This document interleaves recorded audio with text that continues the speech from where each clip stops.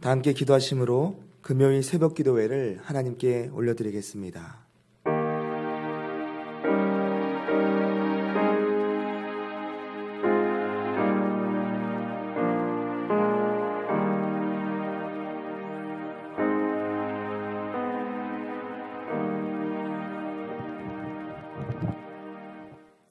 사랑이 많으신 하나님, 추석 명절이지만 구별하신 거룩한 예배 시간을 기억하며 각 가정에서 예배할 수 있게 하심에 감사를 드립니다. 함께 예배하는 이 시간 주님께서 허락해 주시는 놀라운 은혜가 임하게 하여 주시고 참된 그리스도인으로서 하나님을 사랑하고 나의 가족과 이웃과 친지들을 사랑하는 주님의 백성들 되게 하여 주옵소서. 특별히 오고 가는 모든 발걸음마다 주님께서 함께하여 주셔서 눈동자처럼 지켜주시옵소서. 감사드리며 예수님의 이름으로 기도합니다. 아멘. 이 시간 다 함께 찬송가 315장 함께 찬양하시겠습니다. 찬송가 315장입니다.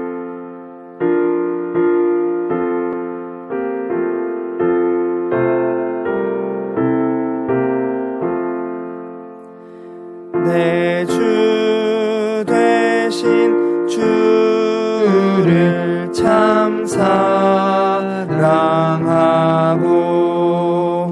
곧 그에게 죄를 다 고합니다. 그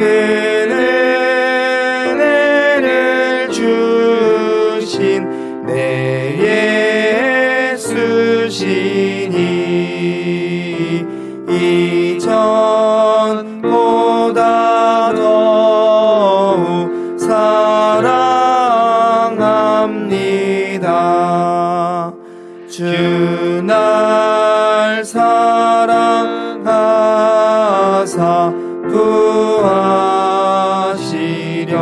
구하시려고 저 십자가 고난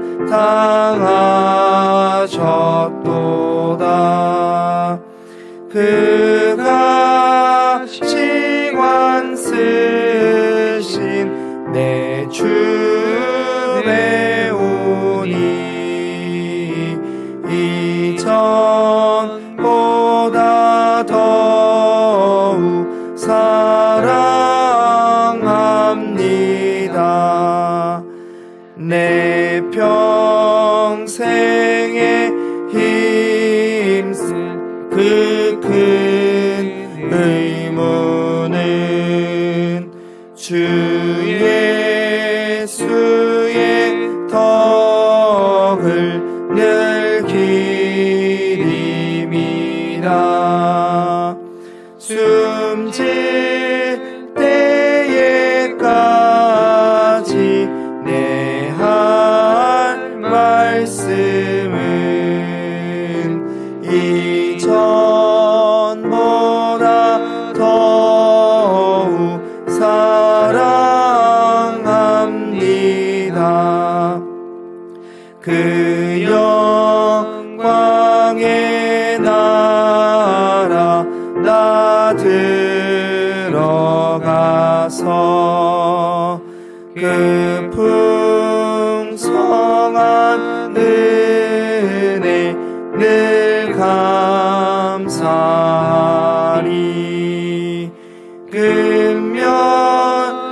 금면류관 쓰고 나 찬송할 말 이전보다 더욱 사랑합니다. 아멘. 오늘 이 시간 우리가 함께 나눌 말씀은 히브리서 13장 9절부터 17절까지의 말씀입니다. 히브리서 13장 9절부터 17절까지의 말씀, 제가 가진 성경으로는 신약성경 368쪽에 있습니다. 이 시간 다 찾으셨으면 한 절씩 교독하시고 마지막 절은 함께 읽도록 하겠습니다. 여러 가지 다른 교훈에 끌리지 말라. 마음은 은혜로서 굳게 함이 아름답고 음식으로서 할 것이 아니니 음식으로 말미암아 행하는 자는 유익을 얻지 못하였느니라. 우리에게 제단이 있는데 장막에서 섬기는 자들은 그 제단에서 먹을 고난이 없나니 이는 죄를 위한 짐승의 피는 대제사장이 가지고 성소에 들어가고 그 육체는 영문 밖에서 불사름이라. 그러므로 예수도 자기 피로써 백성을 거룩하게 하려고 성문 밖에서 고난을 받으셨느니라. 그런즉 우리도 그의 치욕을 짊어지고 영문 밖으로 그에게 나아가자. 우리가 여기에는 영구한 도성이 없으므로 장차 올 것을 찾나니 그러므로 우리는 예수로 말미암아 항상 찬송의 제사를 하나님께 드리자. 이는 그 이름을 증언하는 입술의 열매니라. 오직 선을 행함과 서로 나누어 주기를 잊지 말라. 하나님은 이 같은 제사를 기뻐하시느니라. 함께 읽겠습니다. 너희를 인도하는 자들에게 순종하고 복종하라. 그들은 너희 영혼을 위하여 경성하기를 자신들이 청산할 자인 것 같이 하느니라. 그들로 하여금 즐거움으로 이것을 하게 하고 근심으로 하게 하지 말라. 그렇지 않으면 너희에게 유익이 없느니라. 아멘. 이 시간 각 가정에서 하나님의 시간을 기억하며 영상으로 예배드리는 우리 성도님들을 축복합니다. 하나님의 은혜가 각 가정과 또 함께 모여 교제하는 가족들 위해 가득 넘치게 되기를 간절히 소망합니다. 오늘 우리가 읽은 본문은 이제 히브리서 13장의 마지막 권면으로서 유대교와 기독교를 대조하고 있고 다른 교훈에 끌리지 말고 오로지 바른 교훈인 그리스도의 복음을 따르자는 말씀입니다. 그리고 이 땅을 살아가는 우리가 세상을 바라보는 것이 아니라 장차 올 영구한 도성을 바라보자. 그리고 하나님께서 기뻐하시는 선행과 베품의 삶을 살아가자는 말씀으로 우리들에게 권면해 주고 있습니다. 그래서 오늘 말씀 보면은 먼저는 우리가 따르지 말아야 할 교훈과 따라야 할 바른 교훈이 있다는 것, 또 영구한 도성을 바라봐야 한다는 것과 그리고 그것으로 인도하는 자들에 대한 순종으로 이렇게 나눠볼 수 있을 것 같은데요. 우리가 먼저 9절 말씀을 다시 한번 읽어보도록 하겠습니다. 여러 가지 다른 교훈에 끌리지 말라. 마음은 은혜로서 굳게 함이 아름답고 음식으로서 할 것이 아니니 음식으로 말미암아 행한 자는 유익을 얻지 못하였느니라. 아멘.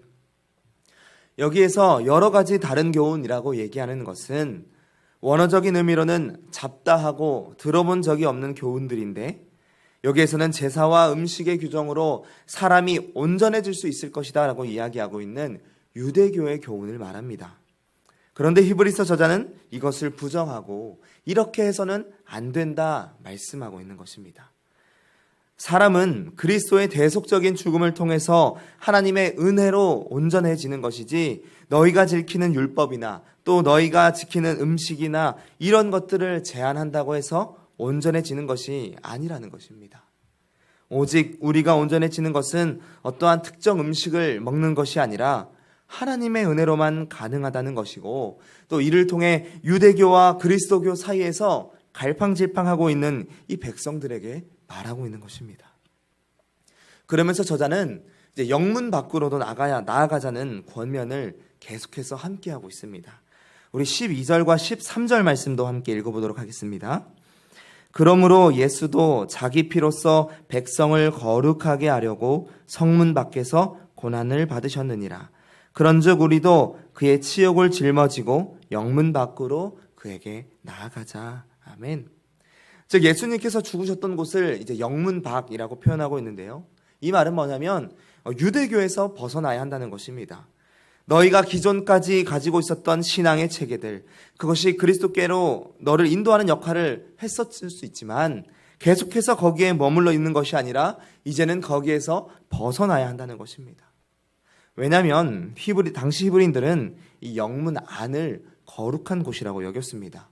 그리고 반대로 영문 밖은 부정한 곳이 있는 곳으로 이렇게 이해하고 있었기 때문에 영문 밖으로 나가는 것에 대한 거부 반응이 그들 가운데 있었던 것이에요. 그런 마음을 갖고 있는 백성들을 향해서 예수 그리스도께서 영문 밖에서 고난을 당하셨다. 그리스도께서 거룩한 영역에서 제외되셨고 부정하고 부끄러운 곳으로 나아가게 되셨다고 말씀하고 있는 것입니다.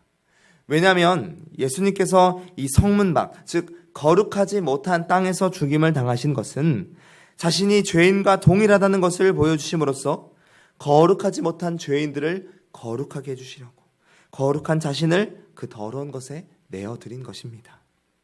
그렇기 때문에 우리 또한 그러한 유대교적인 사고방식에서 벗어나 예수 그리스도와 더불어 영문 밖으로 참된 거룩을 위해서 함께 나아가야 한다, 이렇게 권면하고 있는 것입니다. 익숙하지만 한계가 있는 이곳에 머무르는 것이 아니라 하나님이 더욱 기뻐하시는 삶의 방식이 있다, 하나님이 더욱 기뻐하시는 삶의 예배가 있다, 그러니 그곳으로 그 영문 밖으로 함께 나아가자, 이렇게 저자가 말씀하고 있는 것입니다.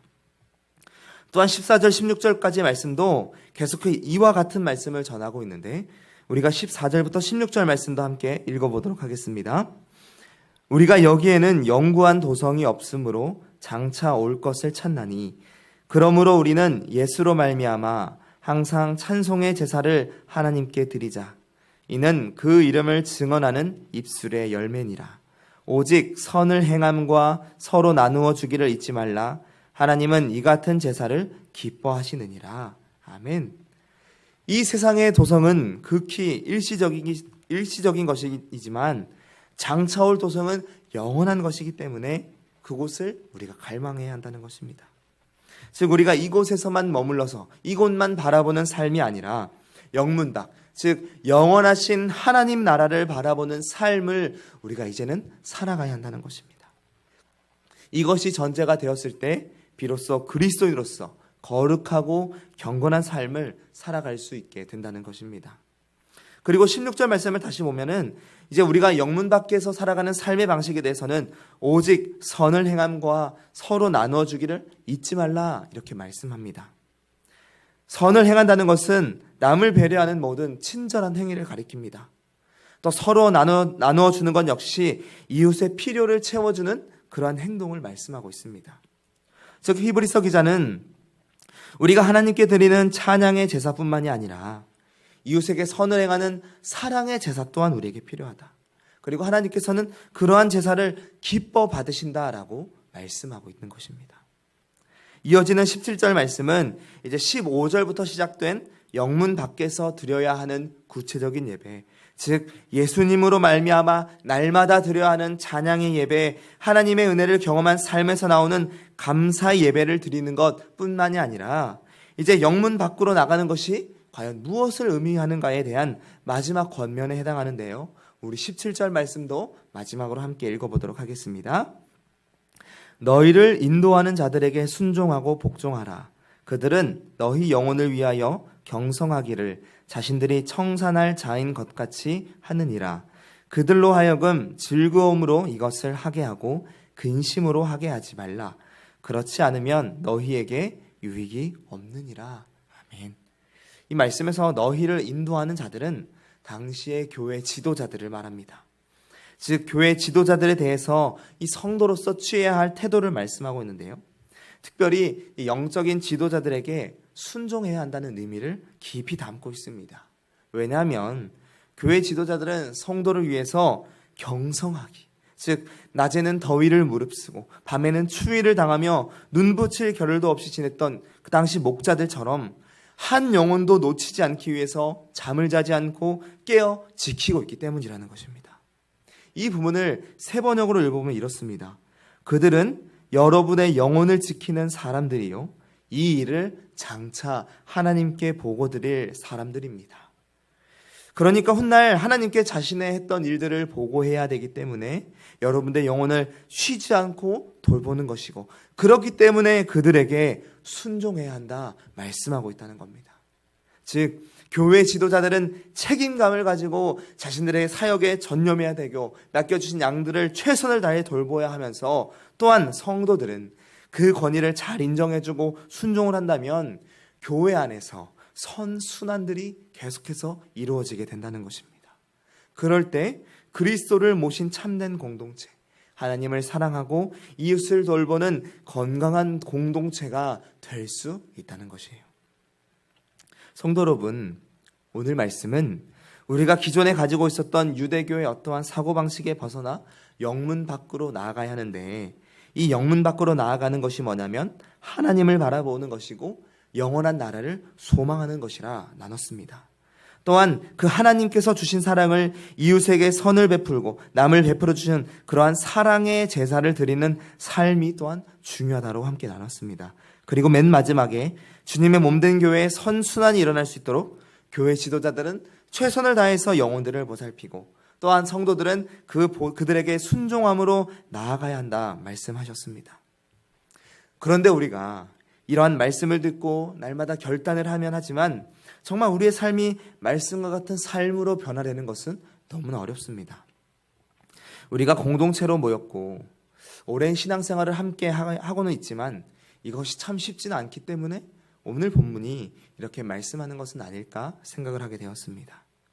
우리가 말씀을 듣고 하나님을 사랑하는 것, 이웃에게 선을 베푸는 것, 또 들을 때는 쉽게 받아들일 수 있는 것 같지만 때로는 이 말씀을 실천하는 것이 참 어렵게 다가올 때가 있는 것 같아요. 왜냐하면 우리는 모두가 다 연약한 자들이기 때문입니다.